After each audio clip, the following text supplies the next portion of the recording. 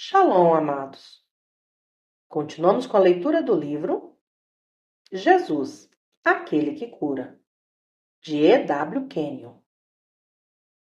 Agora, parte 12. Alguns dos empecilhos para a cura. Talvez as armas mais ardilosas e perigosas do diabo sejam um senso de indignidade e um senso de falta de fé. Sua dignidade provém de Jesus Cristo, o justo. Você é a justiça de Deus nele. O senso de indignidade é uma negação do sacrifício substitutivo de Cristo e da justiça de Cristo diante do Pai que lhe foi concedida. Um segundo empecilho é que você aceitou esperança e assentimento mental em vez de fé. Você nunca tem esperança por uma coisa que já possui. Você espera pelo que não é possuído ainda. Quando você tem esperança da sua cura, quer dizer que você não tem nenhuma fé nela, mas espera consegui-la uma hora. A esperança é uma bela ilusão. O assentimento mental é um parente da esperança. Ele é o substituto que o adversário deu à igreja de hoje para a fé. Muitos declaram que a Bíblia toda é a verdade, de Gênesis a Apocalipse, mas não aceitam os milagres, exceto em casos isolados. Eles assentem à verdade da palavra, mas não creem nela. A revelação de Jesus Cristo, dada por Deus ao apóstolo Paulo, eles dizem: sim, creio que a Bíblia é a verdade, mas nunca agem sobre ela. Crer é agir sobre a palavra de Deus. Não há nenhuma fé sem ação.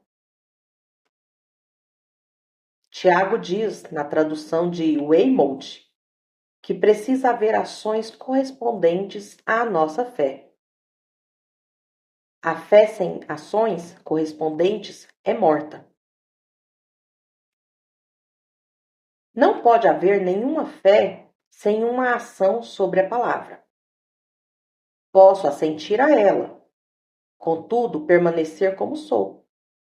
Posso admirá-la, mas ela não será minha ou fará parte de mim. Aquilo que a Escritura declara pertence a mim. Tão logo descobri a diferença entre o assentimento mental e a fé, tornei-me uma bênção para as multidões.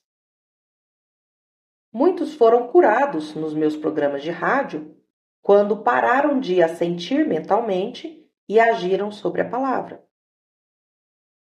Outro inimigo da fé é a evidência do conhecimento pelos sentidos. Um homem crê no que pode ver. Ele é como Tomé, que disse: se eu não puser a minha mão no seu lado, de maneira nenhuma o crerei. Jesus, de repente, apareceu e lhe disse: chega a tua mão e põe-na no meu lado. Não sejas incrédulo, mas crente. Fé é dar substância às coisas que você espera. É uma convicção da realidade das coisas que não são vistas. Fé é tornar a esperança em realidade. A fé é agir em face de evidência contrária. Os sentidos declaram: não pode ser, mas a fé brada acima do tumulto. Certamente é. A fé conta com a coisa feita antes que Deus tenha agido. Isso compele a ação de Deus. Deus é um Deus de fé. Hebreus capítulo 11, versículo 3 diz que pela fé entendemos que os mundos, pela palavra de Deus, foram criados. de maneira que aquilo que se vê não foi feito do que é aparente. No começo, tudo o que Deus fez foi dizer: haja e houve. Tudo o que a fé tem que dizer é: haja uma perfeita calma no corpo e no espírito humano. E a doença precisa ir. A fé diz: haja abundância onde a pobreza reinava. Haja liberdade onde a escravidão dominava. E estas coisas precisam acontecer. Capítulo 20. A cura nos pertence. Você pode dizer: orei muitas vezes, mas não consegui receber nenhuma resposta. Outros oraram por mim também, mas minha doença ficou cada vez pior. O Senhor pode fazer algo por mim? Então eu lhe respondo: sim, creio que posso. Alguma vez você percebeu que a cura é algo que lhe pertence e que você não precisa ficar pedindo-a em oração? O que você dirá? Nunca ouvi ninguém falar assim. E eu te responderei: é verdade. Então, permita que lhe mostre mais.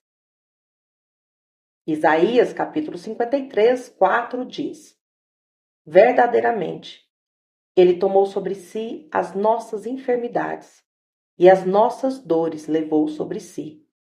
E nós o reputamos por aflito, ferido de Deus e oprimido. E então eu te pergunto: o que Deus diz que fez com as nossas enfermidades? Você pode responder: não sei. Como posso entender? Veja, verdadeiramente, Ele, isto é, Cristo, tomou sobre si as nossas enfermidades e as nossas dores levou sobre si. E nós o reputamos por aflito, ferido de Deus e oprimido. Você entende isso, não entende? Você pode me responder que sim. E eu te pergunto novamente: você entende que agradou ao Senhor moê-lo? Que ele o fez enfermar com as nossas doenças? E você pode então me retrucar: o que isso significa para mim? Deixe-me te dizer. Significa que essas dores e aflições pelas quais você está passando foram colocadas sobre Jesus. Jesus, na verdade, as levou, assim como levou seus pecados. Ele foi ferido por suas transgressões. Foi moído por suas iniquidades. O castigo que lhe traz a paz estava sobre ele. E pelas suas pisaduras você foi curado. Deus, na verdade, colocou suas iniquidades sobre Jesus. Portanto, você não precisa levá-las. Você pode então concluir: nunca vi isso desta forma antes. Quer dizer que Deus, na verdade, colocou minhas enfermidades sobre ele e o fez enfermar com as minhas doenças? Isto mesmo. Isso é o que a palavra declara. Ele o tornou pecado com os seus pecados, para que você fosse feito a justiça de Deus em Cristo. 2 Coríntios, capítulo 5, versículo 21. Ele o fez enfermar com suas doenças para que você pudesse ficar perfeitamente bem em Cristo. A cura é um dom. Ela é sua agora, à medida que você lhe agradeça por ela. Deus colocou suas doenças sobre ele as carregou. Ele foi afligido, ferido de Deus e oprimido com as suas doenças. Satanás não tem nenhum direito de colocar sobre você o que Deus colocou sobre Jesus. Quando seu coração ficar sabendo disso, Assim como você sabe a respeito dos outros fatos da vida, você terá acabado com o assunto doença. Você não pode ficar doente quando está ciente deste fato, assim como você sabe que Deus colocou sobre ele a iniquidade de todos nós. A escritura de Romanos, capítulo 6, versículo 14, que diz: porque o pecado não terá domínio sobre vós. Lhe pertence hoje. Gosto dessa tradução. A doença e a dor são coisas do passado, pois a quem o Filho libertar, verdadeiramente será livre. Se ele o libertou do pecado, o pecado não terá nenhum domínio sobre você. Se ele o libertou da doença, ela tem de não dominar mais sobre você.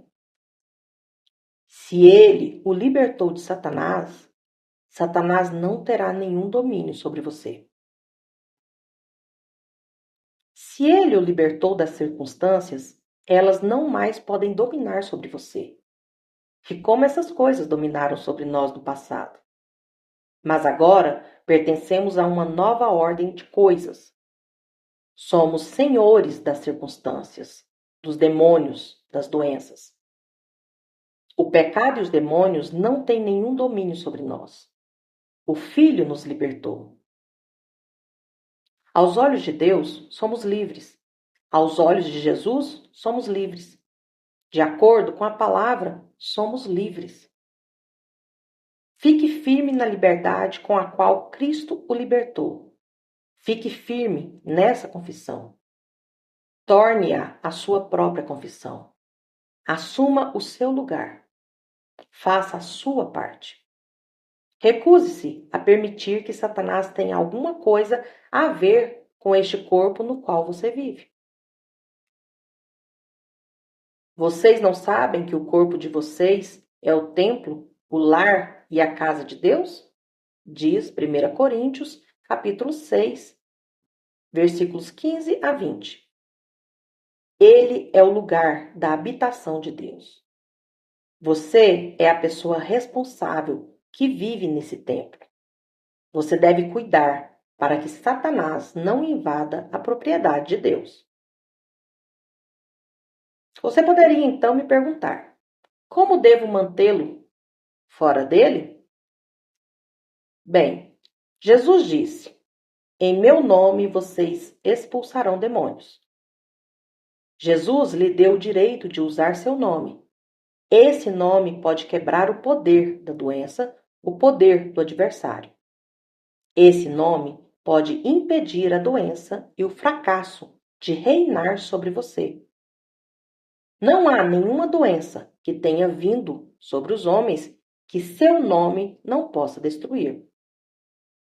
Nossa confissão é nossa fé falando.